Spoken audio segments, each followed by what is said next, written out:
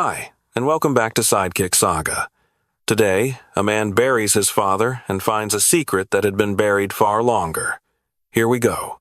The smell hit me before I even touched the padlock. I was standing in my father's barn on a Tuesday morning in November, 63 years old, knees aching from the drive up from Phoenix, holding a ring of keys the attorney had handed me after the funeral. My father had died 6 days earlier. Congestive heart failure. Peaceful. In his sleep, the hospice nurse told me over the phone, "The way good men go," people kept saying at the service. He was a good man, Walter. He really was. I had believed that my whole life. The barn sat at the back of my father's property in Harlan County, Kentucky, 200 acres of tobacco land and creek bottom that had been in the Doyle family since 1931. The farmhouse I knew. I'd grown up in it. But the barn I had not been inside since I was 19 years old. My father had padlocked it in the summer of 1980 and told me to stay out. I never asked why. That was the kind of man he was, and I was the kind of son who didn't push. He had his reasons for everything. He was my father. I trusted him. He died on a Saturday. By Tuesday, I was back in Kentucky for the first time in 11 years. My wife Carol had wanted to come. I told her to stay home with the grandkids, that I'd be a week at most, sorting through the house, meeting with the attorney, arranging for the land to be sold, practical things, grief things, the kind of work that keeps your hands busy so your heart doesn't have to think too hard. I started with the farmhouse, 3 days, box by box, 40 years of a widower's accumulated life. My mother had died in 1987. My father had lived alone in that house for 37 years, and it showed. Stacks of Farm Bureau magazines, a kitchen drawer full of rubber bands and dead batteries, photographs I hadn't seen in decades. I found one of my brother Danny on the third day. He was maybe 6 or 7 in the picture, sitting on the porch steps in his Little League uniform, squinting into the sun, grinning the way only kids without a single worry in the world can grin. Daniel Ray Doyle. Danny. 4 years younger than me. He had brown hair that stuck up in the back, no matter how much our mother wet it down, and he laughed at everything, even things that weren't funny, a big open laugh that you could hear from the next room. Danny ran away from home in the summer of 1980. He was 14 years old. The sheriff's office searched for 3 weeks. My father put up flyers in every gas station and feed store from Harlan to Middlesboro. My mother cried every day for 2 years, until the crying turned into something quieter, and then she just stopped being entirely herself and went to her grave in 1987, never having known what happened to her youngest son. Danny was never found. I set the photograph on the kitchen table and looked at it for a long time. Then I picked up my father's key ring and walked out to the barn. The padlock was the same one from 1980. A master lock, heavy, industrial grade, the kind that rusts but never fails. My father had been maintaining it. I could see the faint residue of oil around the shackle. Right up until he couldn't walk out here anymore, he had been keeping that lock functional. There were 11 keys on the ring. The 6th one fit. The smell reached me the moment the hasp swung free. Not rot. I want to be clear about that. Not the smell of something decomposing. Something else. Chemical. Sharp and flat at the same time, like a hardware store mixed with something older and organic underneath it. I had smelled something similar once before at a funeral home in Phoenix when I went to arrange my mother-in-law's service and walked past a door that was cracked open. I hadn't known what it was then. I knew now. Formaldehyde. The barn was dark. I found a light switch on the post just inside the door, a bare bulb on an extension cord, and when the light came on, I saw that the space had been divided. The front half was what you'd expect. An old tractor with flat tires, rusted tools hung on pegboard, hay bales compressed to almost nothing. 40 years of disuse. The back half had a wall across it. A real wall, built properly. 2x4s and plywood. Fitted tight, sealed around the edges with what looked like weather stripping. There was a door in the middle of it. Hollow core, interior style, out of place in a barn. It had a simple push-button lock. None of the keys on the ring fitted. I went back to the farmhouse, went through every drawer, every coat pocket, every coffee can full of miscellaneous hardware. Found a single small key on a nail behind the water heater, the kind of place you'd hide something you didn't want to forget but didn't want anyone to find. I didn't let myself think too much about that on the walk back to the barn. The key fit the door. I stood in the doorway for a full minute before I could make myself go in. The room was roughly 12 by 12. The walls had been insulated and then sheeted with plywood. There was a dehumidifier in the corner, plugged into an orange extension cord that ran under the main wall and presumably to an outlet in the front half of the barn. The dehumidifier was modern, replaced within the last few years by the look of it. My father had been maintaining this room the same way he'd been maintaining the padlock. Careful, consistent, all the way to the end. In the center of the room was a wooden workbench. On the workbench were three things: a mason jar with a faded handwritten label I couldn't read from the doorway, a stack of composition notebooks held together with a thick rubber band, and a green army surplus blanket, folded neatly, covering something about 4 feet long. I already knew. Some part of me, the part that had driven up from Phoenix without letting myself ask why my father padlocked a barn the same summer my brother disappeared, already knew. But knowing and seeing are two different countries. I lifted the corner of the blanket. My brother Danny had been 14 years old when he disappeared. He was still 14. His face was waxy, pale, perfectly preserved the way a specimen in a museum is preserved. His eyes were closed. His hands were folded on his chest. He was wearing a flannel shirt, I remembered. Red plaid. He'd worn it to my baseball games. I used to tease him that it was his lucky shirt. He had been here for 44 years. I don't remember sitting down on the barn floor. I just remember being there, back against the wall, knees up, staring at the workbench, unable to stand or speak or think in complete sentences. I sat there for what the light told me was about 2 hours before I was able to pick up my phone and dial 911. This is Walter Doyle. I'm at 4411 Boone Creek Road in Harlan County. I need police out here. I've found human remains on the property, in the barn. I think it's my brother. My brother's been missing since 1980. Silence on the line. The kind that means the dispatcher is trying to process what they just heard. Sir, can you say that again? I said it again. Then I sat on the barn floor and waited. The Harlan County Sheriff's Office arrived in 14 minutes. 2 deputies first, then a third cruiser. Then after I told them what was in the room behind the wall, they made calls, and within an hour there were people from the state police and a woman from the medical examiner's office who drove up from Lexington. They made me wait outside. I sat on the tailgate of my rental truck and watched them go in and come out and make phone calls and take photographs and eventually set up a generator and work lights. The farm looked the same as it had when I was a boy. The maple by the fence line had gotten enormous. My father used to hang a tire swing from it for Danny. I could see the scar where the rope had been. A state police detective named Hargrove came and sat with me around 4 in the afternoon. She was maybe 50, methodical, the kind of person who waits until she's sure before she speaks. We found journals, she said, in the room. I need to ask you some questions about your father. Go ahead. What do you know about the circumstances of your brother's disappearance? What my parents told me. Danny and my father had a fight. My father came in from the fields and Danny wasn't there. His room was empty. Some clothes were missing. They assumed he ran off. Boys did that then. It wasn't unusual to hear about a kid who just lit out. Did your father report him missing? 3 days after. Said he figured Danny would come back on his own. Then, he didn't. Detective Hargrove looked at her notes. Your mother. Did she ever express doubt about the story? That he ran away? My mother cried every day for 2 years, I said. And then she stopped, and I always thought it was because she'd made peace with it somehow.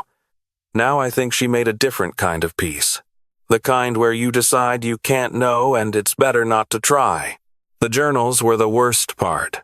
Detective Hargrove let me read excerpts during my formal statement the following morning at the county office, photocopies only, and even those I could only get through page by page. My father had kept records. That's the only word I have for what they were. Not a diary, not a confession. Records. Dates and observations written in his tight, practical handwriting, the same handwriting that used to leave notes in my lunchbox when I was in second grade. The kind of handwriting you trust on sight. He had started writing in July of 1980, 2 days after Danny disappeared. The entry was matter of fact. Daniel was disobedient. I corrected him. The correction went too far. I did not intend the outcome. I have addressed the situation. The farm will continue. He had hit Danny with a fence post. 1 blow. According to a later entry, written after my father had apparently spent some time processing what he'd done, he had not meant to kill him. Danny had talked back.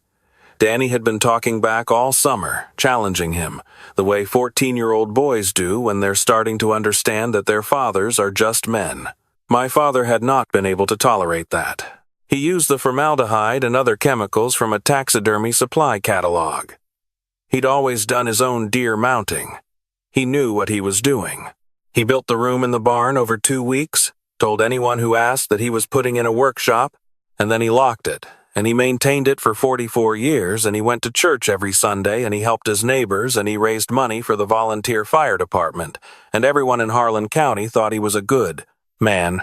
He was a good man, Walter. He really was. I called Carol that night from the farmhouse kitchen. I couldn't tell her on the phone, not all of it, so I just told her she needed to come. She was on a flight the next morning.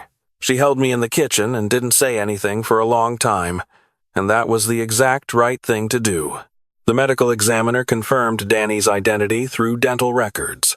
The same records that had been sitting in a file box at Dr. Tillett's closed dental practice in Harlan, transferred twice between storage facilities over 40 years, never requested. 3 days for confirmation. Danny Ray Doyle, 14 years old. Cause of death, blunt force trauma to the skull.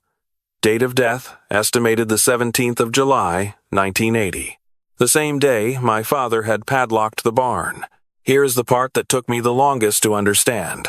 Longer than accepting that my father had killed my brother, longer than sitting in an attorney's office signing papers, transferring a property I would never go back to, longer even than the nightmares that still wake me some nights. What took longest was understanding the people who knew, or who should have known, or who chose not to know. My father's brother, my Uncle Raymond, called me 4 days after the news broke in the local paper. He was 81, living in a nursing home in Pikeville, and his voice on the phone was the voice of a man trying to get something off his chest before it's too late to get it off at all. Your daddy told me Danny ran away, Raymond said. And I knew your daddy. I knew how he was with those boys. Too hard. Too quick with his hands. I should have said something, Walter. When your brother disappeared, I should have said something to the sheriff. But he was my brother. You don't do that to family. I didn't say anything for a while. What did you think happened? I finally asked him. Raymond was quiet for a long time. I thought your daddy had something to do with it. Not what he did. I thought maybe he'd sent Danny off somewhere, a military school or a relative's place, too ashamed to admit he'd lost control of his boy. I didn't think. You didn't want to think, I said. No, Raymond said.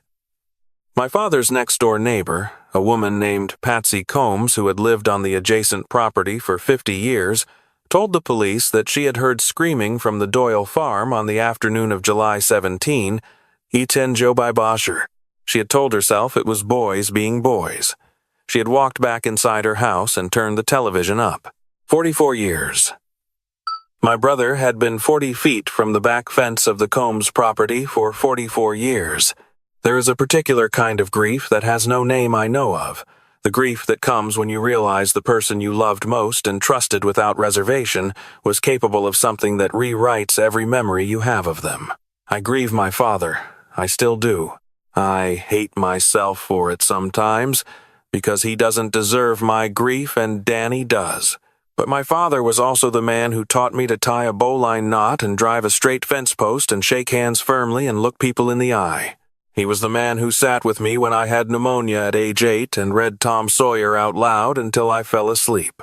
He was my father and he was a killer, and both of those things are true simultaneously, and I have had to learn to hold both of them at once, which is the hardest thing I have ever done. The district attorney charged my father posthumously with murder in the first degree, a largely symbolic act since a dead man cannot be tried, but the DA said she wanted the record to be clear. The file exists. The finding exists. Somewhere in the Harlan County Courthouse, there is an official document that says my father killed his son. It felt important.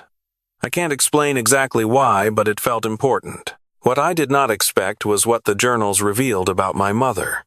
The 44th composition notebook, the last one my father had written in, dated 18 months before his death, contained a single entry that I have read so many times since that I have it memorized.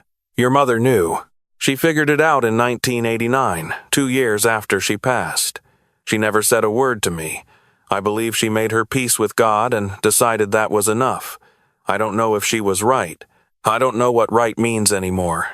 I've been asking God the same question for 40 years and he hasn't answered. My mother knew. I sat with that for a very long time. My mother, who cried every day for 2 years, who went quiet after that and never came back to herself, who went to her grave in 1987. Except my father wrote she figured it out in 1989, which means she died 2 years before she knew, which means my father was wrong about that, or he was lying to himself the way he seems to have been lying to himself about most things, or my mother suspected from the beginning and could not survive what she suspected, and the crying and the silence and the fading away was not grief for a missing son, but for a truth she could not speak and could not unknow. I will never be certain. My mother is not here to ask.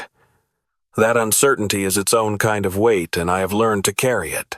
I am 63 years old. I have 3 children and 7 grandchildren. I worked 31 years as an electrical contractor in Phoenix, built a business I sold 5 years ago, live in a house with a pool that Carol picked out because she loves to swim. I have had what most people would call a good life, a quiet life, and all of that life, every year of it, my brother's body was in a room in a barn in Kentucky, being maintained by my father with the same care and diligence he applied to everything else on that farm. Danny never got to have a life. He never learned to drive. He never had a first job or a first heartbreak or a wedding or a kid of his own who laughed like him. He was 14 years old forever, in a room behind a plywood wall while the world kept going without him. My son James drove up from Nashville the week after Carol arrived. He was with me when I went to identify Danny formally, standing in a hallway at the medical examiner's office in Lexington. James had never met his Uncle Danny. He only knew him from the photograph on my parents' mantelpiece, the one with the Little League uniform. When the ME described the cause of death and the estimated date and the condition of the remains, James put his hand on my shoulder and kept it there. He didn't say anything. I was grateful for that. The funeral was small. There wasn't much left of Danny's world. People who'd known him as a kid were in their late 50s and 60s and 70s by now, most scattered across Kentucky and Ohio and beyond. His third-grade teacher came, a woman of 84 who had driven from Corbin and who cried steadily through the entire service without making a sound. A few neighbors, Carol, James and his wife Michelle. My daughter Patricia flew in from Portland. The pastor from the church Danny had attended as a child read scripture and spoke briefly. The burial was on a Thursday, late morning. The sky, that particular gray that Kentucky gets in November, low and close and smelling like wood smoke and coming rain. Danny's casket was plain pine. He would have hated that, actually. He had been the kid who wanted everything to be the fanciest version of whatever it was. The nicest bike. The best glove on the Little League team. I almost smiled, thinking about it. I spoke at the graveside. I had written something, but I didn't use it. I just talked. I said that Danny deserved to be found a long time ago, that there were people who could have spoken up and didn't, and that the only thing I know how to do with that is make sure I'm not one of those people in some other situation in whatever time I have left. I said that my brother laughed at everything. even things that weren't funny, and that the world has been quieter without that laugh for 44 years. I said that he was 14 and he was brave enough to push back against a man who didn't want to be pushed back against, and that bravery is not nothing, even when it costs everything. I said I was sorry it took me so long to find him. After the burial, standing by the cars, my granddaughter Emma, who is 10 and had flown up with Patricia, came and took my hand. She had been very quiet all day. Emma is usually the loudest person in any room. She has Danny's quality of laughing at things that aren't funny. I've noticed it before, but standing in that cemetery it hit me somewhere I wasn't prepared for. "Grandpa," she said, "is Uncle Danny happy now?" "I hope so, sweetheart." She thought about that for a moment. She is 10 and she takes things seriously. "I think he is," she said, "because you found him. And now he knows somebody was looking." We drove to a diner in town after. Carol ordered me the meatloaf because she knows me, and she knows grief makes me forget to eat. Patricia and James talked over each other the way they always have since they were kids. Emma told us about a book she was reading about the Underground Railroad. The coffee was too weak, which is how Kentucky diners have always made it in my experience. It was ordinary, profoundly, almost painfully ordinary. The kind of ordinary my brother never got to have enough of. I went back to the farmhouse one last time the following morning, before Carol and I drove to the airport. I walked through every room. I wasn't looking for anything. I'd already taken what I wanted to take, a few photographs, my mother's recipe box, Danny's Little League trophy that had been on the shelf in his bedroom for 44 years, waiting for him to come home and claim it. I stood in the kitchen doorway for a long time. My father had stood in this kitchen every morning of his adult life. He had made coffee in this kitchen and read the paper in this kitchen and said grace over meals in this kitchen with the knowledge of what he had done and what was in the barn, and he had done it for 44 years without breaking. That is either the most monstrous thing I know about him or the saddest, and I cannot decide which. Maybe it is both. I locked the farmhouse and walked out to the barn. The state police had sealed the room and taken everything from it. The barn itself smelled like November now, cold air and old wood and nothing else. The wall was still there. The hollow core door stood open. I didn't go in. I just stood in the barn door and I said goodbye to the place where my brother had been. I don't know if that makes sense. It made sense to me that morning. Here is what I want to tell you, if you're listening to this. My father was not a man anyone would have flagged. He was calm. He was respected. He helped people. He served on the county agricultural board for 20 years. He was, by every external measurement, a good man. The kind of man whose neighbors say kind things about him when he dies. And he was capable of killing his son and sealing the truth behind a padlock for 44 years, and those two things coexist in the same person, in the same life, and the coexistence is what makes him so difficult and so important to look at clearly. My Uncle Raymond suspected something and said nothing because my father was his brother. Patsy Combs heard screaming and turned up the television because it wasn't her business.